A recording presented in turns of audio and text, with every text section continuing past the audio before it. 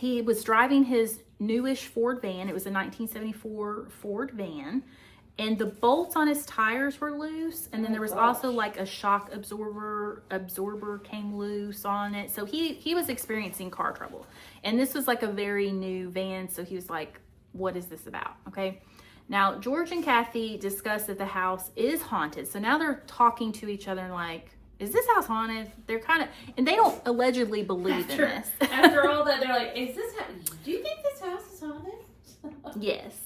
And oh, George. They don't catch on too quick, do they? Now, they don't believe in this, Amber. Oh, okay. And he just thinks that Kathy is clairvoyant. He thinks that she's just clairvoyant. Oh, what is he called clairvoyant? Just because of her situations with this touching. That's what he's saying, because he's not believing in ghosts. Now, I will say this. In clairvoyance? Exactly. Now, yes. And they also believe in and practice transcendental meditation, which this comes up, I think even in the book, they talk about this a lot. Evidently, the father knew this about George and them. Actually, since they had moved into the house, they said they really didn't meditate that much, but that they had. And Father Ray seems to think that that's why they had these experiences, that the meditation kind of opened them up for this situation. Well, and Ray and Father Ray, of course, this is all demonic. Yeah. But anyway, we'll talk about that. So that's an interesting perspective. Yeah. So they do practice that, but they don't believe in ghosts, and they're not superstitious. Yeah. So all Kathy can say is that she's very uneasy in the home. She's like, by this time, she's uneasy. She's not thrilled. Yeah. And in the meantime, also, Father Ray is sick again because, it's like every time the Lutz pops into his mind, he gets sick and then his palms get red and itchy and blistery. So he's experiencing these things on his end. Okay. Now, New Year's Eve comes, the family decide to stay home. They were supposed to go over to like Kathy's mom's house or something, but they just stay home. They're hanging out in the living room. George has a wildfire going in the fireplace, like it's been 24/7 with the fires and, all that. Now the boys retreat to their rooms. They've had too much TV and too much fire smoke. So they're like, we're out. Yeah. So around 11:30, like Missy has already fallen asleep. They had put her to bed, and Kathy is just, they're just sitting in the living room together. She's watching the flames. And then she's kind of noticing that this image is appearing in the flames. It's a figure outline that looks like a demon with horns and a peaked hood. And she points this out, and George sees it as well. And then they're already, she had already earlier in the day, like she was very freaked out about the whole lion statue situation. So she had him move it to the sewing room to get it out of the living room. And then he goes, like, when he did check on them, the flies were bad in the sewing room that day. So that's what's going on New Year's Eve. Now, they finally go to bed around 1. And after a very short time, they wake up to, like, a cold gust of wind. And, like, all of a sudden, they're awoken. Their room is freezing. Their windows are open. Their blankets were, like, off. And they noticed that their bedroom door was shut, but the windows were wide open. And when they went into the hall, the door, like there was like this, they called it the dressing room and the sewing room up there. Well, they noticed that all of those doors and windows were open, but only Missy's door was closed. So that's creepy. So you go out there and like everything's wide open in the house. And of course, before they go to bed, George has been on top of making sure everything's shut down. So Kathy rushes into Missy's room. She finds it extremely hot, but Missy's asleep. George comes in and they notice Missy's rocker, like her rocking chair, going back and forth, and then it stops. Ugh. So he tells Kathy to take the children, to take Missy downstairs while he checks on the boys. So he comes down to the living room and told her the boys were asleep and their room was just cold but not icy, like their bedroom was icy. So he starts a fire. They stay downstairs. Kathy bursts into tears. Like she is just frightened to death. Like she's just, again, it's just culminating with her. Like it's just all just, overwhelming. Now, the next day, Kathy is still frightened. She's just playing with the kids. George goes to work. So he actually goes to work. He goes into his office. It's New Year's Day, so it's really quiet. So he's trying to get caught up on some business, some work. Now, that evening, all is well at the house. Actually, the kids and the parents, everybody's getting along. After the kids go to bed, Kathy and George, they hang out in the living room, and around 10 o'clock, they head upstairs. And Kathy screams, like she points through the living room outside, like before they go upstairs. She sees outside the living room window these glowing red eyes. Pigman is back. George gets his coat on and a flashlight. So he's going to run outside and check on this outside. And he finds like prints in the snow, but they're not human. They are large hoof prints, like a large pig. Oh, wow. I know. I'm trying not to laugh here, but I'm trying to think if I found some hoof prints in the snow. Okay, so this happens. They're freaked out. They do finally go to bed, okay? The next morning, the prints are still in the snow. Now, nobody took a picture of these prints, by the way. George finds the garage door, and it's like a huge, big metal, garage door, and it's all mangled. It is completely messed up. It looks like someone, he's like, how did this happen? How did we not hear it? Like, he can't make sense of this whole situation. And then he's just thinking, this is going to cost tons of money to get fixed. Is the insurance going to cover it? Like, that's what he's thinking. And again, it is a very, heavy metal door. It would take some strength and a lot of noise to mangle it the way that it was mangled.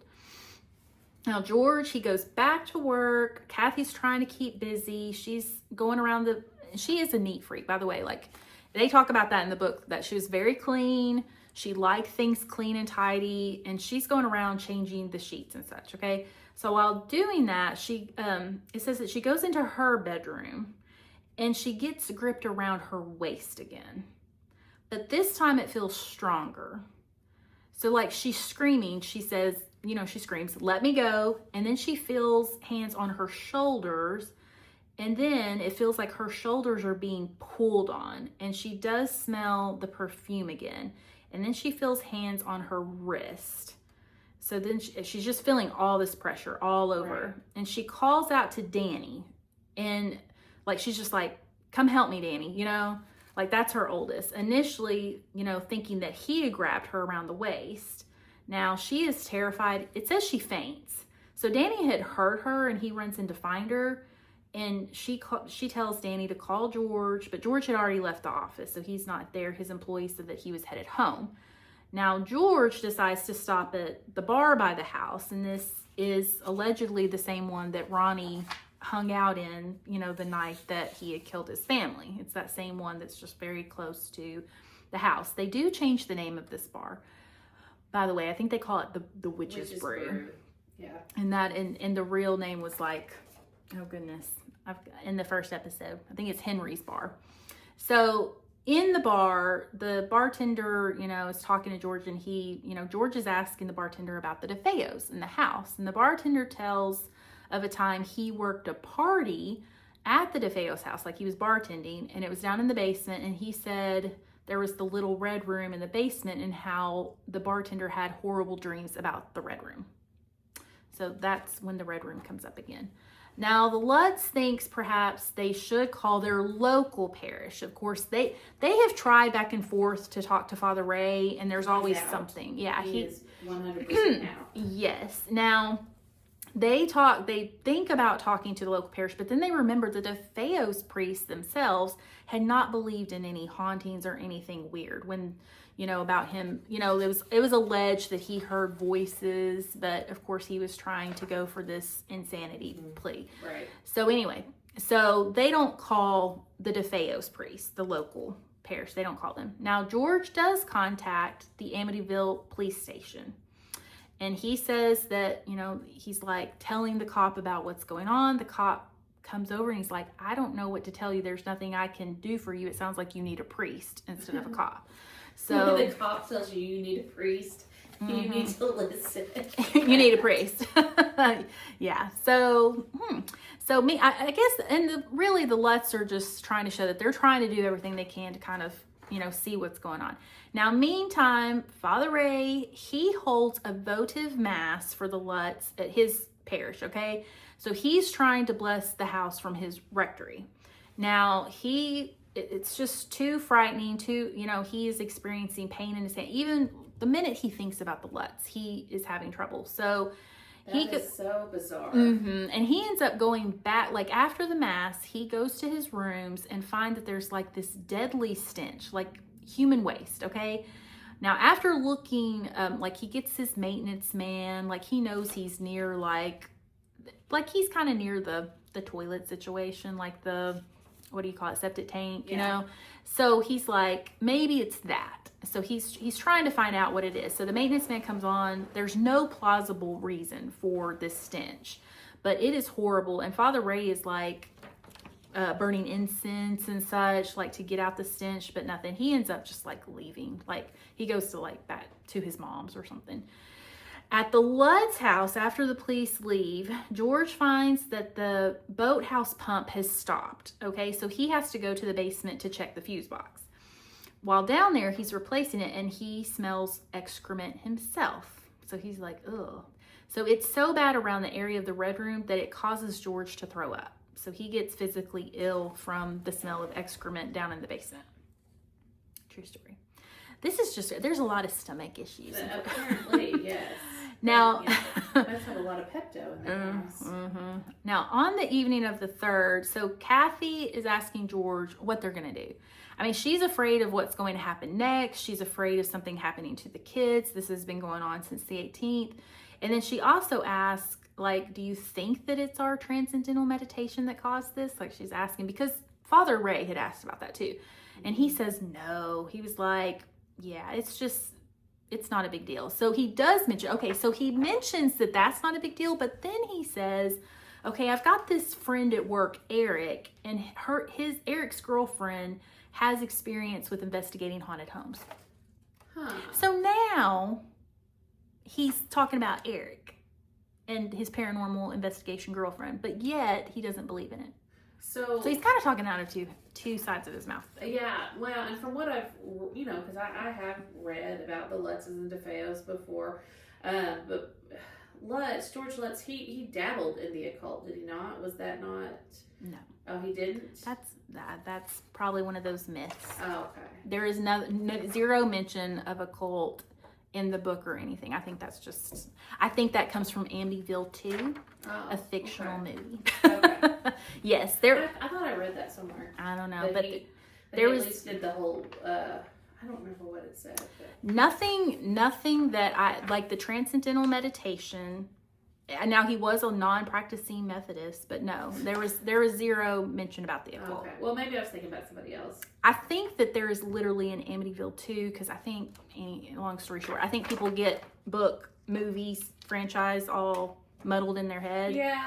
Yes, yeah. That happens. Because I remember the paperback book always being, available like in the library and, at the Fred's and all that when I was a kid. And then, the movie, I remember it would come on every once in a while. And yeah, I think a lot of people got reality and Hollywood kind of mixed up. I know I have with that whole thing. Like I even had someone on my TikTok like say something about Amityville 2 or one of the Amityville like franchise movies that was and running it with fact, and I was like, no, sorry. Yeah, it's just not fact. But it's just one of those. It's been in the human consciousness so long, people get everything mixed up because there's been it becomes a soup. Well, yeah, because there's been so many books and so many movies and then documentaries, and then you throw in Annabelle and the Warrens and the Conjuring. It's a lot. It's a lot. So it's just one of those things where the telephone game gets very bad. So no. So George, so now we're back to this, and Kathy's like wanting to get out. He mentions about Eric, like now he's talking about getting someone in to investigate, which I thought was really interesting. Now they walk into the living room and Kathy just screams because the lion statue that had been in the sewing room is now back downstairs. It has somehow come back downstairs and it is like literally in the living room on the table by Kathy's chair. So she is not happy and she screams. Now George gets the lion and he literally throws it away. He's like, we're done with this lion. He and Kathy go to bed, but George is awakened, you know, again, 3:15 to what sounds like this time a marching band going on downstairs. Can you imagine? You can't imagine. That's what it sounds like at my house. Yeah. All the time. He said it sounded like 50 people stomping around. And that's my house. And he runs down the stairs to check this out and it's total silence. He said it just stopped like abruptly, like nothing. But then he can hear breathing. He's like, I hear breathing. He spins around. It's like he's in his bedroom, he says, and he can hear Kathy breathing. So he runs up there to the bedroom and he finds Kathy has levitated 2 feet off the bed. And George grabs her and they fall to the bed. She wakes up and she doesn't remember anything. And then she goes back to bed. And George is like, I can't sleep. He just sits there until morning. So we've got levitating, we've got levitating. Pigmen in with red eyes, we've got a red room, just, and they're just good to marching stay, bands, yep. Yeah, they're just gonna stay. Wow. At this point. At that point. Yes. Now, Father Ray, in the meantime, like I said, he went to his mom's house to avoid his stinky room.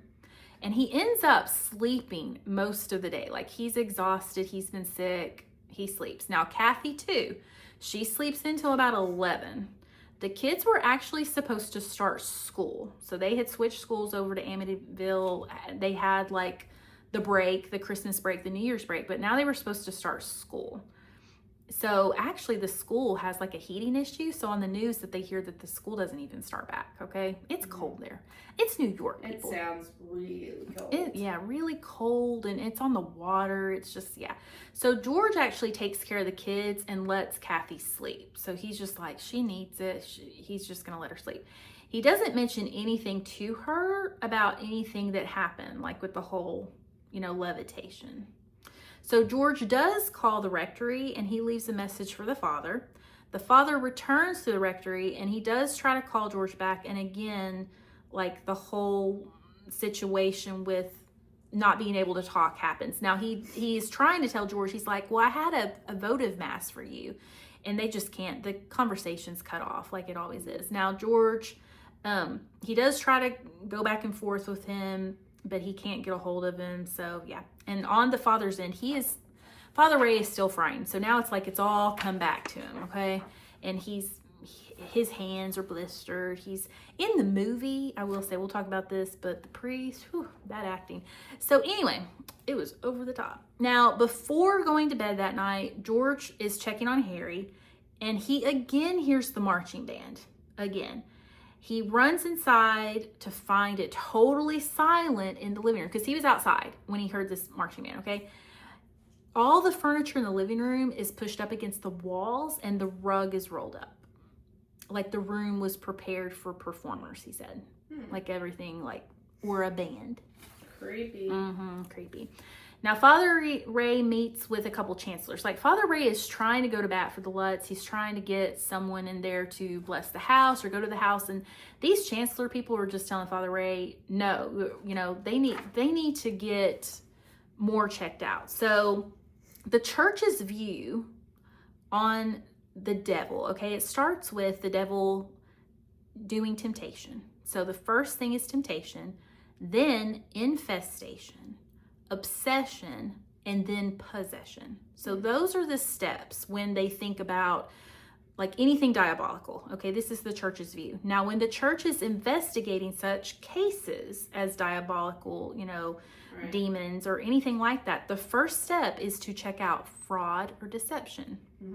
And then they go on to number 2, which is seeing if this is something natural or scientific in the house or whatever's going on. That seems very logical. Logical and wise. Number 3 is something parapsychological, like is there mental things going on with people? Number 4, if you've proven all the other things, number 4 is diabolical interference, and number 5 is a miracle. So the church is like, okay, well, the Lutz seem to be honest people. Okay, so number 1, we're going past number 1. We believe you, Father Ray. We believe the Lutz. Now, we really need to explore number 2, which is actually finding out if this is something natural or scientific. So they are advising for him to tell the Lutz to seek the help of a Dr. Rhine at Duke University. And they advise for Father Ray, to not go back to the Lutzes. They're telling Father Ray that he needs to disassociate from the situation because he's too involved. Basically, they're saying, you're too involved. You obviously have mental and emotional anguish about this. Like, they think he needs to stay out of it. But they're saying, okay, they need to look into this and they need to get with this Dr. Rhine. I think that's very interesting. Yeah, I do too. Now, something else. Now, George, in the meantime, he is told by, remember that his friend Eric? Yes. Remember, he talked to Eric. With the wife the girlfriend. The paranormal girlfriend. The girlfriend asked if there is a well on the house that is hidden. And There's George, always a well. There's always a well. I mean, this house was built in 1928, okay? So George does find a covered well. It's kind of near the front steps or whatever. Like, it's not within the house or anything, but it is a covered well. He finds a covered well near the foundation of the home. Okay, so it was probably used before. Now, George tells Kathy what the father told him, what they needed to do. And George is skeptic. He's like, I'm skeptic. Now, but, he was fine to talk to Eric and his girlfriend. So this was interesting to me, but he was skeptic of getting Dr. Rhine involved, okay? And following the father's advice. Kathy's like, you need to do whatever the father wants us to do. That's Kathy's position. Now, he does go ahead and write a letter to Dr. Rhine, and then he does follow up with like a phone call. Okay, so he's trying to actively do that. Now, the girlfriend's name is Francine, and she is a medium, and she comes out to the house, and she does tell George to look. Oh, well, I already told you this. She told him to look for the well, because normally the spirits come out of the well. That, according to Francine. And she does talk about how she wants to come out to the house. Now, Father Ray, after referring Lutz to Dr. Rhine, he does feel like a weight lifted. Like, he's like, okay, I'm done. I'm taking myself out of this. I'm done, okay? Now, George, like I said, he calls Duke University to follow up with his letter. And then the next day, like, George once again cannot sleep, okay? The next day, Kathy levitates again. And when George pulls her down to the bed, she looks like a 90-year-old woman. He says her hair is, and this is in the movie. They try to portray this in the movie too, but he finds that her hair is gray and instead of blonde, but within minutes, she's changing back to herself, okay? But when she wakes up, she runs into the bathroom and she can still see lines in her face. And it takes a bit for the lines in her face to get back to normal. And she is just crying. Like, she's like, what is going on? I'm hideous. Like, she's all worried about this. Now, the following day is when Francine actually shows up with Eric. They go through the house and they mention, she's telling them that people were buried in the basement. Ooh.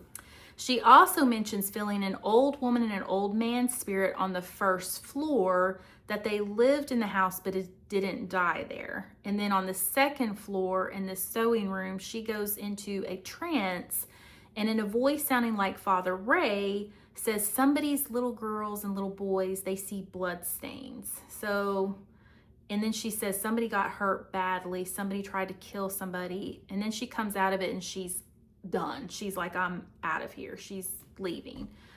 So George kind of recognized the Father Ray voice coming out of Francine, and it, freaked him out. So after she left, he goes back up and notices that the third floor railing has completely come apart from the floor. Ooh. And he's like, oh, great. He's like, I'm not even going to tell Kathy about this. Like, he's just like, I'll just fix it the next day. So he kind of like deals with it. Okay. Now we're to the 8th of January. So Jimmy and his wife, Carrie, are back from their honeymoon. They had left their car, so they've got to pick up their car. So they're going to spend the night with Kathy and them. Now they are going to sleep in Missy's room. And Missy's actually going to sleep like on an old couch, like in the dressing room, not the sewing room. Like no one's going in the sewing room.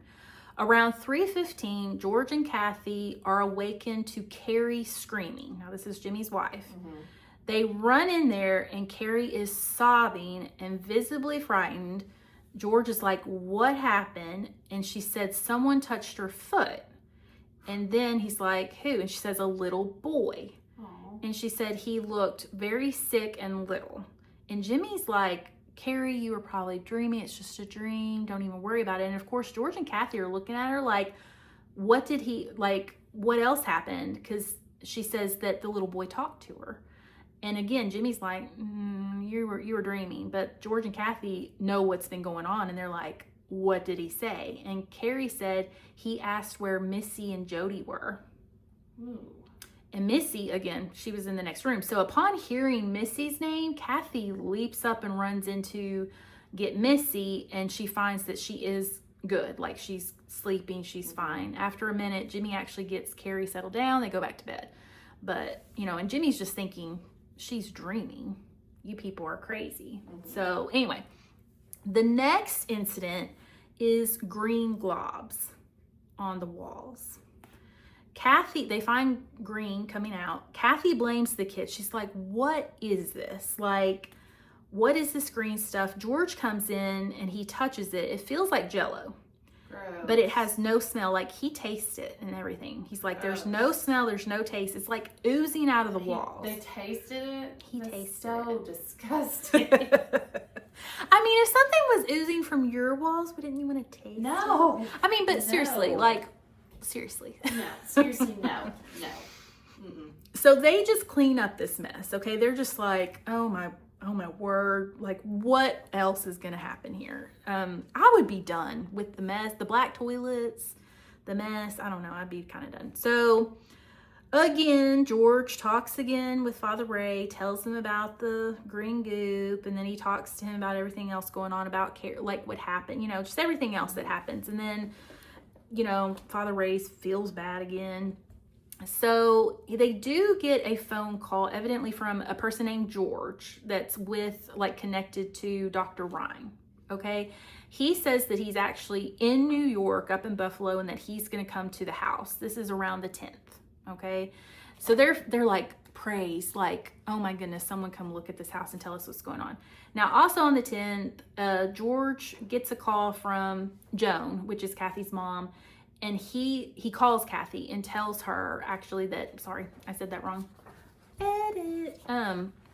That Kathy is sick. So he calls Kathy's mom on the 10th and says, please get here.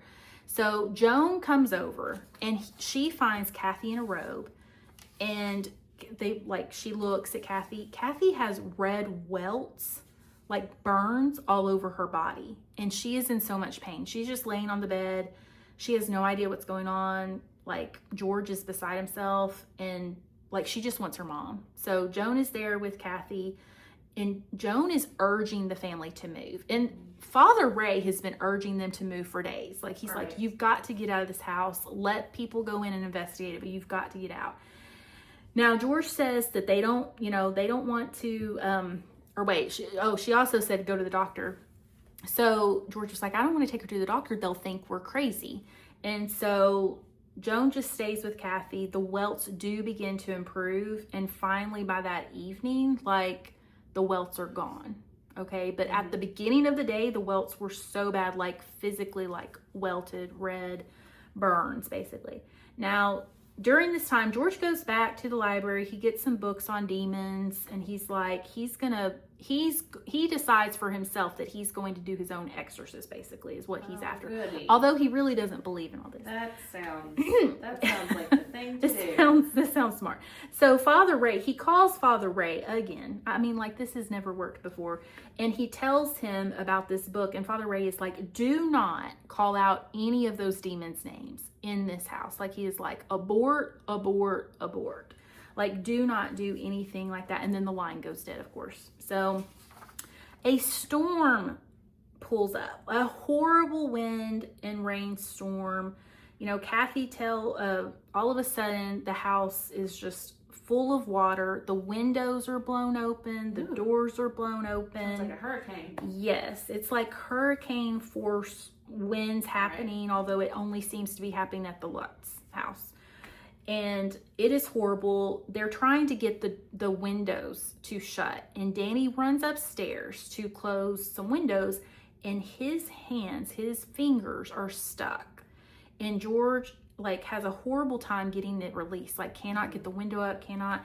Finally, they pull out his little fingers and they're smashed. They think they're broken, for sure broken. They do get Danny to, this was Danny. They get him to the ER and they are not broken. His fingers were smushed and they are not broken, but they bandage him up and the doctor's gives him some medicine. So that happens. Now on the 11th, okay, Kathy is wanting to leave the house. They're wanting to leave, but they're dealing with all this rainwater. The house is in terrible shape now. So they do stay through the 12th. They're just working on cleaning the house. Mm-hmm. And this George guy with the Duke University, he says he's coming the next day. He calls back. He's like, hey, I'm coming the next day.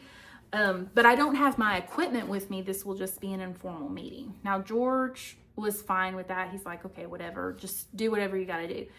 Now, they all start sleeping together in the master bedroom by this time. Okay, this is by the 12th.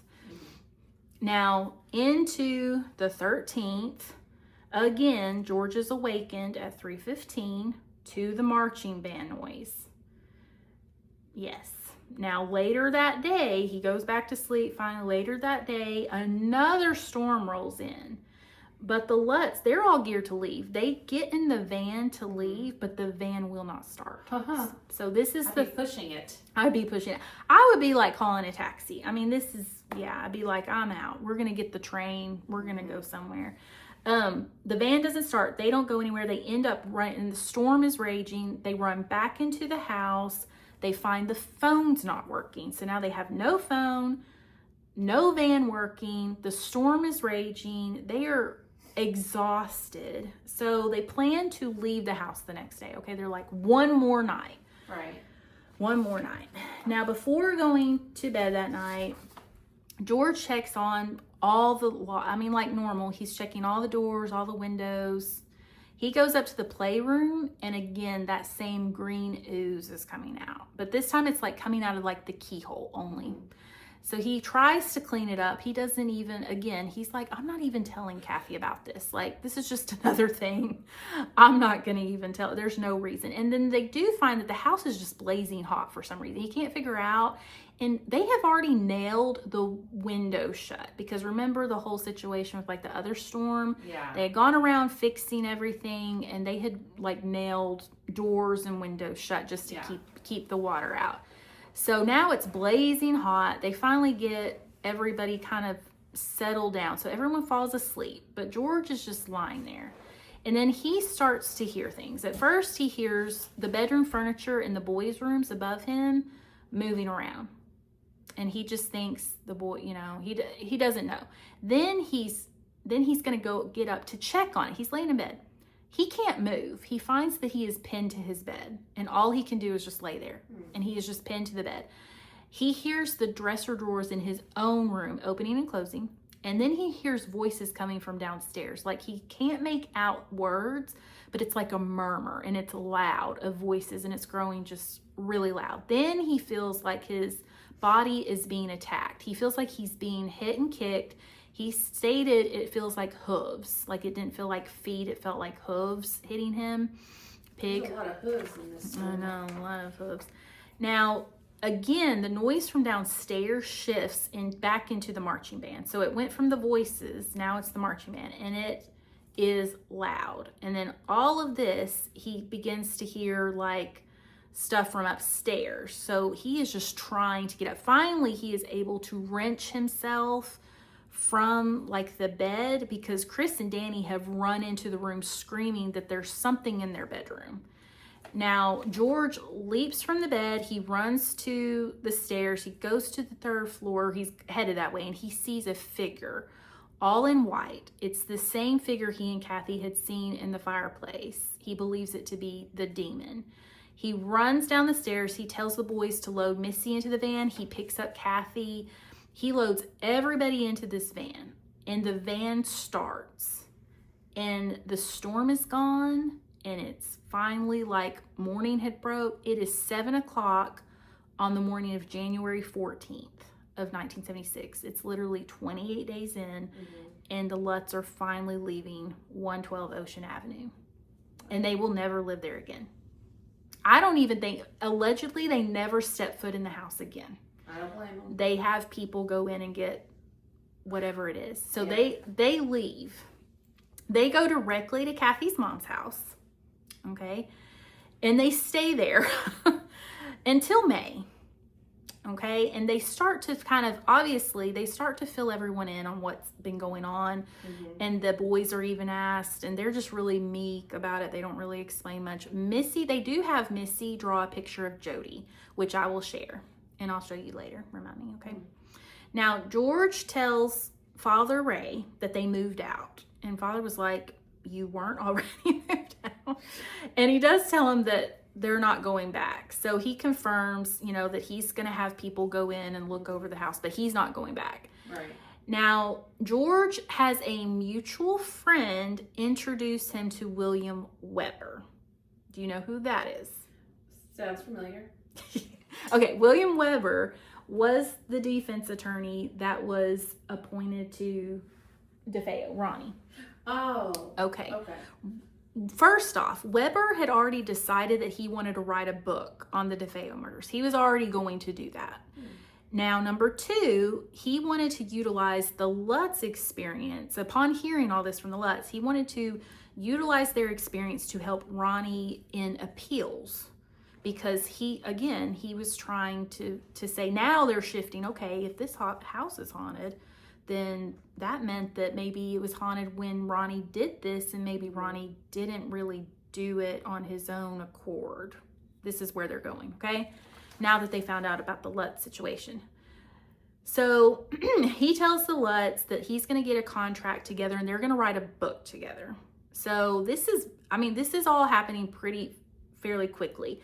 Right. William Weber does hold a press conference pretty quickly, just making the whole situation public, because he wants to work on appeals. Weber has that in his head. So all of this is going to help him with Ronnie's case, okay? Now, afterwards, the Lutz are having cold feet about all this. Like, after the press conference comes out, they're like, ugh, like, I don't know if I want everyone up in my business. As you can imagine, I'm sure people are like blowing them up. Anyway, they kind of go away. And then they also kind of don't really love Weber. They don't really connect with him. And then they find out that Weber, if they do a book together, he wants to give 5% of the earnings to DeFeo.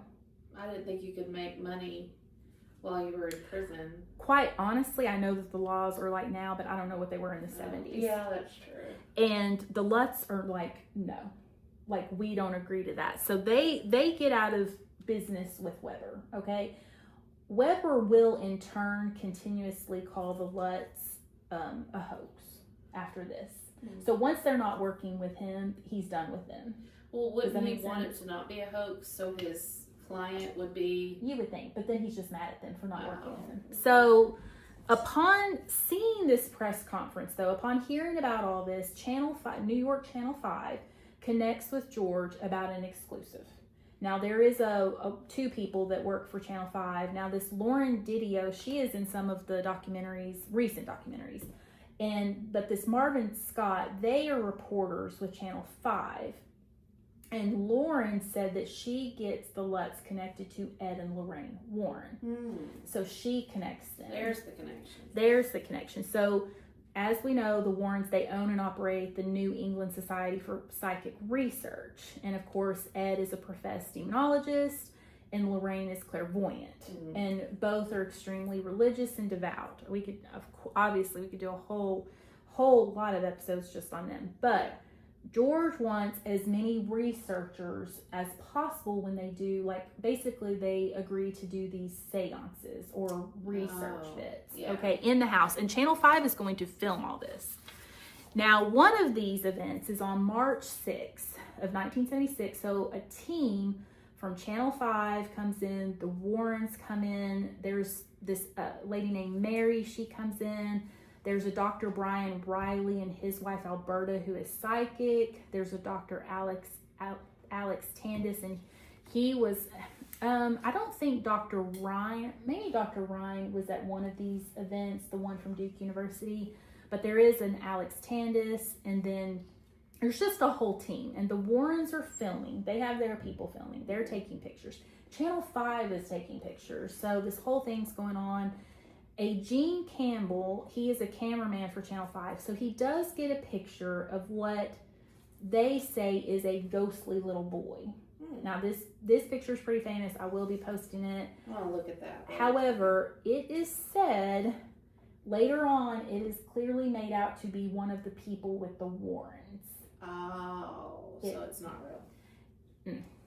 They believe it's real at the time. At the time. They are touting it as evidence. Now, during the investigation, Lorraine, all of them are going through the house, but Lorraine is going through the house. In the sewing room or near it, she mentions feeling sick, and then she says that this is the closest to hell I ever want to get, like that line. So other people in the house, they're all getting sick.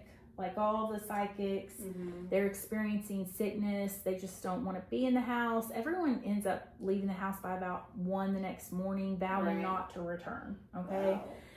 In later interviews, Ed states the house is a 10 out of 10 on the diabolical side, and that they don't ever want to go back. They have no association with the book or movie, that they don't believe in them, but they do believe in the Lutz. Like they're like the movie is definitely sensationalized.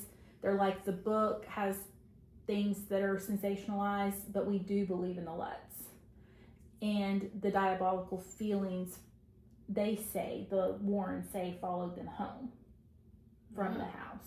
So, also Ed Warren states that Ronnie Sr., now this is alleged, and I will say this, it's alleged by Ed in an interview that Ronnie Sr. traveled to Canada 6 months before he was killed. And it is alleged that he had a priest come and bless his home from Canada. Now, evidently, and Ed says no one knew this. Now, if in fact this happened, what I went into was, a year before Ronnie killed his family, he tried to kill Ronnie Sr. Like, he tried to shoot him, and he pulls the trigger and it doesn't work. Right. And it is said that his dad, Ronnie Sr., became very devout. Like, that was a miracle that he wasn't killed then. Right. Okay? So, it is, Canada's not very far from New York, geographically. So, I don't know if any of that's true, but there were some documentaries that mentioned that he did become devout, and he did he had St. Martin, statue of St. Martin in his garden. Like, he had statues. He had religious statues in the home. Now, the Lutz say that they had those removed before they moved in.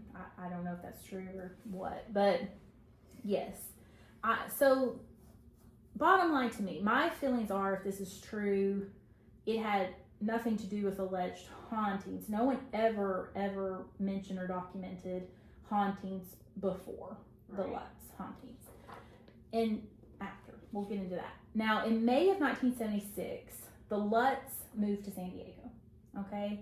They wanted as much distance between them and Amityville. However, George will discuss that some of the happenings did follow them. He also says that during the time that he lived in Amityville, he was drinking a lot as well. He does mention that. He does sell his business, and the home itself actually goes back to the bank. So the Lutz don't even try to, they don't try to keep they really didn't have a legal basis anyways, but they weren't obviously going to make payments on it, so they just let it go back. They're losing their $40,000 that they put in, basically. So the bank takes back the house. And the Lutz, they don't care. They don't really have title. a little tidbit. In September of 1976, I did find where George was sued. This is after he sold his business. Now, he was sued as a surveyor from one of his previous jobs. And I will say getting sued is the name of the game for this whole situation, because we'll talk about that. There's a lot of litigation regarding Amityville, period. Wow. And George. So they would also, so they were introduced, the Lutz. The Lutz were introduced by a friend, Carol, because after they dissolved their relationship with Weber, they still wanted to look into a book deal. Mm-hmm. So they were introduced to the New York City publishing house, Prentice Hall, and they introduced them to Jay Anson, who wrote the book. Right. Now, the Lutz had put together recordings of their 28 days experience, because they said they weren't going to relive the experiences over and over for people. They did these recordings. They did like 26 taped recordings of the whole 28 days. Right. So they give all of these recordings over to Jay Anson. And so the book was said to be put together as a nonfiction, true story, of course, called the Amityville Horror, based on the Lutz recordings, and also based on conversations that Jay Anson had with Father Ray, according to Jay Anson. Mm-hmm. Now, the book comes out. It comes out in September of 77. Yeah. It is a hit. It's a bestseller right away. Now, the town of Amityville, they are not enthused. People... What does that do for tourism? Well, it did a lot for tourism that they did not want. Amityville does not care for tourism. This is a bedroom community, a very affluent bedroom community. They did not want tourists. So people associated right away start calling it the Amityville hoax, not horror, like right away. A couple named Jim and Barbara Cromartie, they actually purchased the house from the bank in March of 77. And once the book comes out, their home is infiltrated by sightseers. Oh, wow. They are not thrilled. They absolutely love the house, but they hated the situation around it. And they would give interviews about how the home is not haunted. And they did have the address. They're the ones that had the address changed to it was 112 Ocean Avenue. Well, the only thing, I guess they couldn't change the actual street, but they changed it to 108. So now the home is 108 Ocean Avenue. Now, that didn't stop people from visiting. Of course. It said that one time people stood outside their home at 3 a.m. playing a bugle, and another person left human feces on their front doorstep. Good Lord. Gross, absolutely gross. So this is happening. Now, the book for the Lutz helped them financially, of course. So, because they did get some proceeds. It said in all that Anson allegedly made $16 million, and the Lutz maybe only made $400,000. What? That's How is that? That's what was said. I have no idea what was actually done. And that may have been their agreement from the very beginning with the writer. I don't know. So they were living off of the proceeds of the book. Like, they were conducting interviews and such. And again, the book was huge, sold millions of copies. Now, shortly after the book comes out, Jay Anson sells the rights to the movie to a Samuel Arkoff. He's a producer. He is the producer of the movie. Now, the movie was going to be a TV movie. And they had the screenplay actually written by Anson. But they hated it. They came back and hated it. So they got another screenwriter involved, and then they turned it into a feature film. Now, the movie began shooting on Halloween in 1978. The producers wanted it shot at the actual Amityville house, but of course the Cromarties were like, no, absolutely not. They were not amused about any of this, and they were really ticked off when they found out it was going to be a movie. So now they had to move the filming of the movie to New Jersey. So they actually filmed in New Jersey, like most of the film. The movie comes out in July 1979. It premieres in just limited theaters at first, but in the first 11 days, it grosses $21 million. That's a lot for back then. And that is a lot. It was a hit, and it wreaked havoc on the actual town of Amityville. I bet. All kinds of tourists, traffic, looky-loos. And again, this is a bedroom community that could care less. They are mad, and they did not allow the movie to be shown there. And the Cromarties actually had to move out of the house. They were like, had to get out of the house. They own the house. They're upset. They're like, our house is just a house and it is not haunted. So they had not one of the issues the Lutzes had. 0.00. And there are other people that come forward that were friends with the DeFeos, neighbors of the DeFeos. They talk about the Red Room. They're like, the Red Room was just this little room that we played in under the stairs. Like literally. So let's talk about the movie. Okay. I know this is what you're here for. So the differences.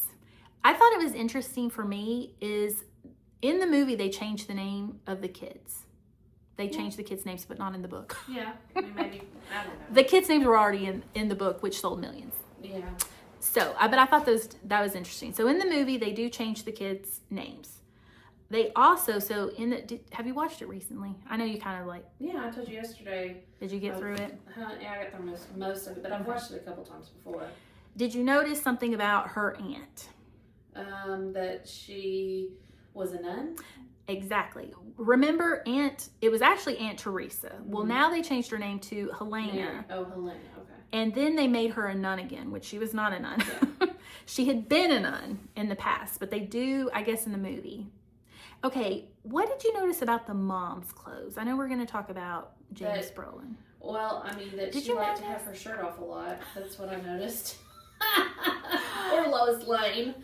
Women were it's Margot 70s. Kidder. Margot Kidder, yeah. Margot Kidder. And it was the 70s, you know, they didn't treat women the same as men on set, and you know, but then again, I noticed that they dressed her like a little girl, and that was creepy. Well, I was going to say that too, that I did notice that she had an abundance of ribbons in her hair and pigtail-y looking things in her hair. And it's like pigtails, ribbons. She put like a flower in her hair. Maybe they were trying to make her look younger. I'm not sure how old Margot Kidder was in that movie. I meant to look it up, but I would say probably maybe early 30s in that. I don't know. She would have been at the same age as Kathy about. Yeah. So. But yeah, she did an okay job. I mean, she's a good actress. She is. I liked her in Superman. I really liked her in Superman. So, well, what I noticed about the house was very different. They really wanted to show the house being more decrepit, I thought. Yeah. Like the basement, very creepy, not finished. Like it was very inaccurate according to what the house was. Yeah, and I think no pool. They had no pool. No close neighbors, no pool. I didn't notice that. Yeah. Well, I think that, you know, in a movie like that, the house is another one of the characters, and so they have to be as, you know, they really haunted it up. Yeah, I mean, they really played on that. Yeah, but the house is just like another one of the human characters in a movie like that. It's that important. I don't know. Did you notice that they added a certain element? A whole scene that never happened in the book? Well, there were several, but this one was a big one. Was it one with the priest? Well, the priest for sure, but the babysitter bit. Oh yeah, the whole babysitter bit. That was total theatrical elements because that never happened. Yeah, well, the accident that didn't happen like that either. There were two priests in the movie that were going down the freeway, and they had it happening at like a different time. Yeah. It was like a younger priest and an older priest, you know, kind of like The Exorcist, and I don't know. I mean, they're probably playing off of The Exorcist. They could have been. I mean, yeah. I mean, that's totally. I will say I made a note about this. The priest, which his name was like Roy Ron Steiger. Is it Ron or something like that? I had it written down. Anyway, he was over the top. His scenes. I liked him. But did you? I mean, it was over you could tell the he top. Was probably it was like, whoa! I mean, he was just like. You could tell he was probably some kind of Shakespearean actor. He won an Emmy. He was in the original In the Heat of the Night, which you know I love that TV show. And he was in the movie version. And then of course, you know, they had the TV version. Well, he definitely played his part way above what Father Ray was actually. Yeah, and he was in Dr. Zhivago, you know, Al Capone. He was a very celebrated actor, so I think he just kind of went full on. He was also in Oklahoma, so, and that's another musical that I really, He definitely gave theater vibes. Yeah. Now, he played Judd Fry in Oklahoma. Those of you that are big musical fans like me. Yeah. Okay, the lion statue, they changed it to a dragon. Mm-hmm. They just wanted it more creepy.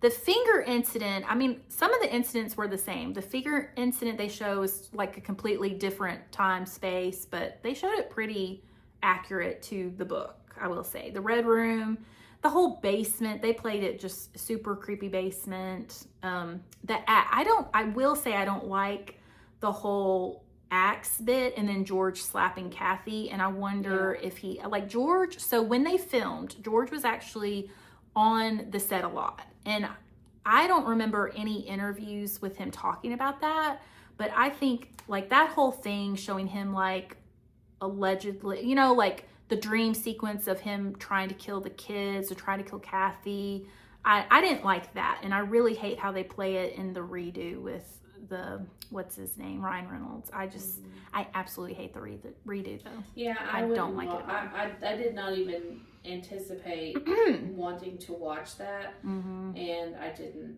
Yeah, you know, I didn't have time this week, but I was like that. I didn't watch that one. I do not. Yeah. I only watched the original. Yeah, and I had to watch it in, like I told you, very small increments. Well, number one, I've been in a lot of pain this week, but number two, so, you know, it was a hard movie to watch. I mean, it was, I don't know why, but just, I think all the sickness and stuff in it, and all the I mean, it was just unsettling. You know, I never liked that movie to begin with. It was not one of my favorites ever. And so, you know, but I watched it because, you know, you said, oh, watch it, we're going to talk about it, blah, blah, blah. So I did. Let's talk about James Brolin. I will say this. When I watched this movie as a kid, obviously James Brolin, when I'm a kid, is like, ew. But when I'm watching it as a 40-year-old, I'm like, oh, James Brolin, you were handsome, except for his hair. They had his hair crazy. Because he did some interviews afterwards with George Lutz. Like, they went around, and we'll talk about that. But, like, he looked really handsome in those interviews. They made him less handsome in the movie, but he was handsome. Well, in the movie, you know, they kept saying that he looked like Ron DeFeo. Yes, with the beard. That was a constant throughout the movie. You know, he goes into the bar, and they're like, you look like that DeFeo boy. And that is the same as in the book, yes. Yes. And I looked up the pictures of the real duo, and to me, they look they look a lot alike. That's I will say, hair and the beard, and at that time in the 70s, a lot of men looked like that. That's true. Because in person, they really had George Lutz was very, almost like a ginger. He was like a strawberry blonde. Yeah. So, but very different, especially, but when you're looking at black and white newspaper pictures, they do look alike. They do, yeah. I thought that was really interesting. And see, James Brolin looks, I mean, obviously he looks very different from the real George Lutz, but, you know, with his coloring and his handsomeness. Anyway, moving forward, he's handsome too. Josh? Yeah. Okay, he has a scary movie coming out that we have to see, and it has, I love her, Ruth from Ozark is in it. So just FYI, we're going to have to watch that. I think it's called, Daryl was telling me this too. I think, and I saw the previews. But anyway, going back. But yes, so let's discuss James Brolin and his attire in one scene. Oh yeah, that's I think I've made a joke about that every day since you told me his tidy whities. His tidy whities and that gray sweater that he had on. It's like a sweatshirt. And it was like a sweatshirt, but very tight one. And I'm like, that's how you go to bed? That's what you sleep in? But it's just, there's this one scene where they're coming down the stairs, and she's, and Margot Kidder has a nightgown on like my grandmother used to wear every day. And then he has this very tight sweater and these whitey tighties on. I'm like, good Lord, this is a crazy little picture here. I'm envisioning he was wearing like socks too, like. Yeah, it was. You know, it was something. Thank God he put on some pants before the cops got there. But yeah, that was a lot to behold. So, and I'm sure looking back, he's like, really? Could they have not thrown some boxers on me or something? Yeah, I guess he agree. I mean, anyway, I do feel like the 70s of it was definitely there, especially with her outfits and how they portrayed her. I don't know. There's something very creepy about that, and maybe they just wanted that creepy element, but it felt very sexist. Well, so I mean, I don't know. And it's the 70s of it. So. I thought so too with Margot Kidder. I thought her portrayal, really looked. It really showed the one-sidedness of Hollywood at that time. I mean, in the late 70s, going into the early 80s, most women in horror movies were objectified, and that's just kind of. And she was the only possible woman in this, because it's not like one of those teenage slasher. Yeah, she was a big name star at the time. She had just gotten. Superman came out in 1978, and so she was a big name, possibly at that moment bigger than James Brolin, but still, she had, all those basically nude scenes and things like that, whereas James Brolin just ran around in his whitey tighties, So, but I don't dislike the movie, but it's not one that just is a favorite. And, I have lots of movies I'll watch over and over from that time period, but I do see from the film that there is remnants of things like you said, The Exorcist, and then The Shining came out, 1976? Yeah, it was before. Yeah, every time you said Red Room, I always thought of Red Rum, So, I mean, there was echoes, I think, of all of that. It was just, there's this really, really amazing book about 70s horror genre and books. Actually, it's about 1970s horror books, and it came out a couple of years ago, and it talks about just what you said about the very 70s horror, landscape, and how it is very, very unique and different, and like all those dime store horror books you could get, and the covers of those, and I mean, it was par for the course at the time. So. It was, and it totally fictionalized a book that was supposed to be nonfiction, and that was the problem, and that's where things went into lawsuits. By the way. Lovely. So basically the movie is out, and the Lutz are, they're still making money off this whole situation, but they're also being called liars. Okay. Now I will say George is going around doing promotional interviews. Like I said, I mean, sounds like that became his full-time job. It did. I mean, he pretty much became a quote-unquote writer, it says. I mean, and it was all related to Amityville. Now, he is doing interviews with James Brolin. He's going around. Now, the studios, because of all of this, this was a book that was supposed to be nonfiction, and now they have this very sensationalized movie come out. Well, the studios, right before it came out, they actually had the Lutz do lie detector tests. And they had top trained people from the FBI or whatever do these tests. And allegedly they passed these tests, and then they leaked the tests in these, the National Enquirer type papers, okay? So they wanted to really ring the bell about how true this whole situation is. Or it was true to them. It was at least true to them. I mean, you can always allege that, but the studio, again, is trying to say, okay, well, we made this movie off of these true events, and it's very, very non-true. You can tell that. Now, okay, I'm not going to be able to, bear with me. I got to stop this because this is approaching 2 hours. Okay. So I've got to let me save this real fast, because I can't, I did experience this already. No. Let me see. I'm almost done. I've only got one little page left. Save project as Amityville.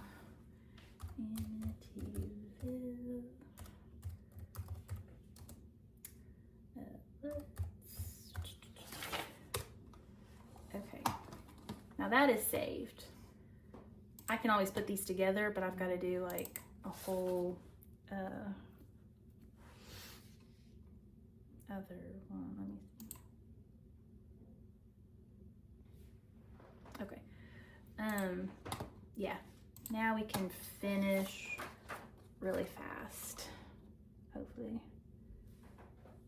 Yeah, we just have a little bit more. Okay, back. Okay.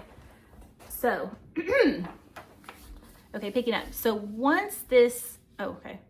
Now, once the movie comes out, it is making money off the whole situation, but the Lutz are becoming liars, being called liars. And we're talking across the country. People are thinking they're lying. And I will say the studio wanted the Lutz to do like lie detector tests. They do this, they pass it, they get it out. They really want this to kind of look true because they've made this movie off of this so-called true story. And that was a big deal. And so, long story short, everybody's coming out. The Lutz are going on promotional interviewings. Kathy, I will say, I find Kathy, that real Kathy, she always came off very believable to me. And I will put in a little clip of her in the actual episode because she is just, I really believe in her story. Does that make sense? Right. But once the movie comes out, George pretty much becomes a writer. He becomes ensconced with the whole Amityville. He wants to write a second book. Okay? Now, they have touted this thing as real. The first book is nonfiction, but this time he's going to write it as fiction. I will say a second movie does come out, like a Amityville 2 comes out, and the Lutz are not involved in it. They're not asked about it. They're not involved in it. Lawsuits are filed about this. Now, again, I told you they would be in lawsuits. They'll be in litigation over Amityville 2 for at least 12 to 13 years. Wow. But that's not the only lawsuits. I didn't even know there was an Amityville 2 till you said it earlier. I will say, I have not seen it, and I will not. It sounds very disturbing and it's very off base. And it does play on the DeFeos as in a very wrong basis. I will say that. Now, lawsuits. George does eventually even, he's involved in all kinds of lawsuits and we'll talk about it. But George even sues Chris. We're talking Christopher years later. The son? The son. Oh, wow. George sues Chris. The Clamardys, remember them that purchased the house? Right. They sue everybody as well. I don't believe them. It is a major sue fest. They sue not only the Lutz, but they sue they are mad because they're even talking about the house being haunted as true events. And they're like, it is not true events. Those were made up. Those are false. And you guys need to cease and desist. Like, they're mad about anything else being written about Amityville Horror, the horror part, right? The house part, as true. They're like, do not put true story on anything else. And they actually do get, they come to terms with that. Like, nothing else will ever be spoken as true other than Jay Anson's book, which a lot of people refute anyway as truth. Right. Now, I will say this. The Lutz get divorced in 1988. Although they remain friends, okay? They remain friends. Kathy wanted nothing to do with the Amityville thing, and George was engrossed in it. Right. He was just all about it. He stayed that way until his very end. Now, he would get into trademark suing too. He wanted to trademark the whole Amityville Horror name himself. And that's why he gets in actually a sue fest with Chris for even utilizing such. And that happens kind of later on. Now, I will say, so Kathy ends up, they had moved to California, okay? And Kathy ends up staying out west. She will have health issues, and her son Christopher actually helps her out. And she will pass away in 2004 with complications from emphysema. Now, Christopher, upon her passing, he says he had waited for her to pass, but as soon as she passes, he goes back to his father's name of Quarantino. So he gets rid of the Lutz name. And both boys, we'll talk about that, but both boys do not have anything nice to say about George, later on, okay? Now, George passes away in 2006 and from a heart attack. So he has, shortly after Kathy passes, he passes. Now, both boys are involved in their own documentaries, 2 very different documentaries at different times. I have watched them and I will reference them. It looks like Danny actually settled in New York in a small town. He was actually a UPS driver and he had 2 children. It appears both boys, very big issues. They talk about big issues with George, their whole life. They talk about issues with the whole scene and how they were seen as the Amityville kids and they hated that. But they both do interviews and such and have a whole Amityville situation. I will say that. Now, Missy is never interviewed or involved in any Amityville whatever, okay? Now, the lineage of the home, I think, is very interesting. So, the Clamardys, they actually, again, you know, they purchased from the bank right away, okay? Like in, what was it, 77, I think, or no, 76. They purchased from the bank, and then they wanted out because of all that went on, and they actually moved out of the house and they moved back in. So, they actually live in the house until 87. Wow, so they were there a while. They did for about 10 years. They just really liked the house. They really liked the house, and they really were upset about how the house was portrayed. Like, they actually, of course, they got into the legal situation because they did not like the house being called haunted. And they also went on, like, they did their own interviews. They did their own traveling around, speaking engagements about the true qualities of the house and that the house was not haunted. Now, they sell to a couple named Peter and I think it's Jean Ann O'Neill. In 87, they sell to them, and they live in the house for 10 years. And they, so they were the ones, they actually, a little side note, so after they sell in 2001, he passes away in the 9/11 tragedies. Oh, Peter does. awful. I know, that is awful. They were the ones, they changed out the iconic half moon windows. They got rid of them. Okay, they wanted to change the look of the house. They also got rid of the pool. The O'Neills did. So they didn't want the pool, they filled it in. So they sell the house in 97 to a guy named Brian Wilson. He continues to put in good work in the house and actually sells the house for its highest peak in 2010 to the D'Antonio family. They actually purchased the house for $950,000. Wow. Now, the D'Antonios allegedly had sold the house in 2017 for only like $605,000. Yeah. It was on the market for $850,000, but it's still, we don't know who purchased it. That's not available. I could not find that online. In fact, when you look, it just says the D'Antonio still own the house, which is weird.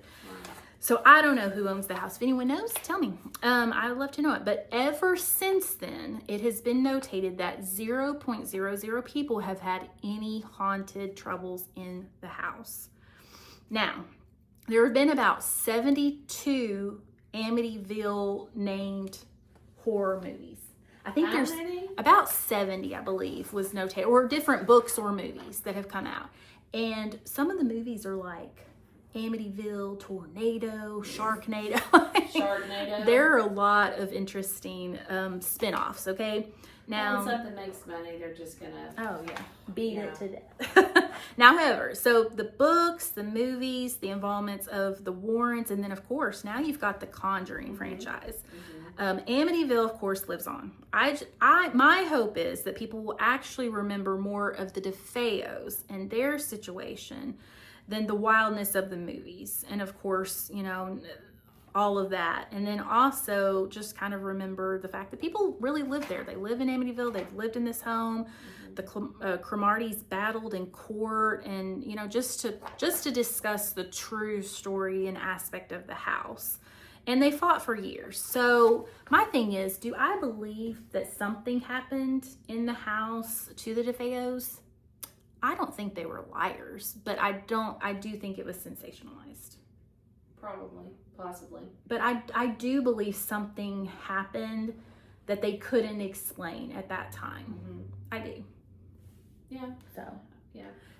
And I will play that little clip of Kathy. I feel like, and if you get a chance, watch any interviews with Kathy, but she's interesting. But this whole case is very interesting to me. In the house, I do want to see the house in person. Yeah. So just to see it. So not get close to it, but see it. You don't want to live there? No, I don't think I would go in. What if I purchased it? Yeah. No. No.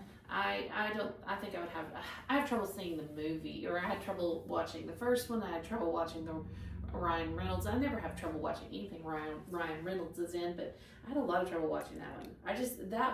The whole thing.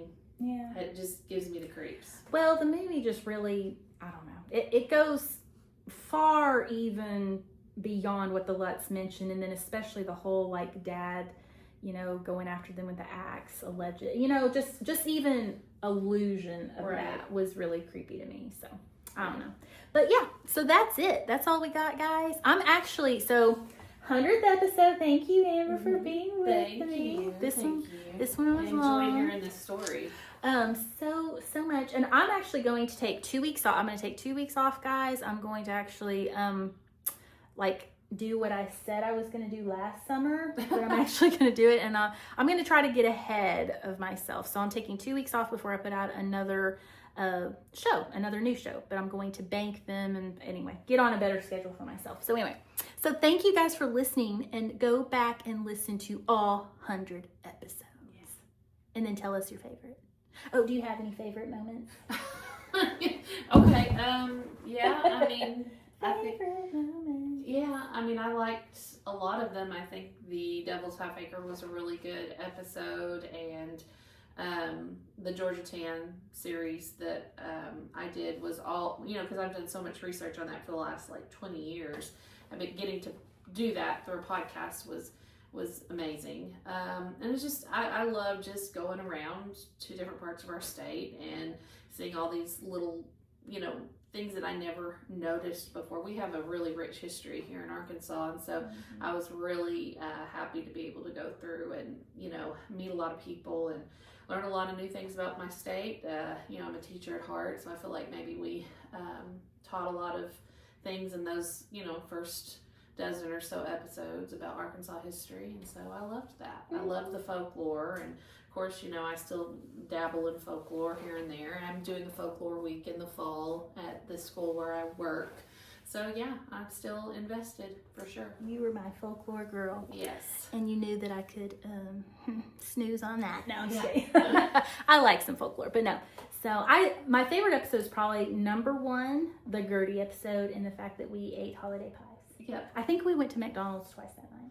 I think we did. We did. But it was fun. So everybody listen, and of course you can contact me through all the things, you know the ways. So go to unexplainedamerica.com and you can buy merch, you can do all the things. So love you guys. Bye.